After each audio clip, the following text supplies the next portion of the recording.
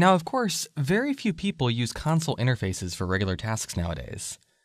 They have their niche uses and they're very efficient for experts, but for a wide variety of reasons, graphical user interfaces, or GUIs, are far more prevalent.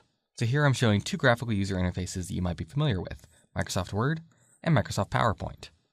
Graphical user interfaces introduce a lot more complexity into programming. We have to deal with issues like screen layout and font and color. We have to deal with changing between multiple screens or popping up different windows. We have to understand what portion of a program has been actively selected and where the input should actually go. There's a lot to deal with. But despite this, graphical user interfaces are built largely the same way the console programs are built, using lines of code that are executed in some order. Instead of just printing to the screen or taking in user input though, they might do things like designate where a button should appear or what should happen when the user clicks a certain portion of the screen. The behavior of these programs is still very similar to the console programs that we'll design. It's just far more complex because there are more things to deal with.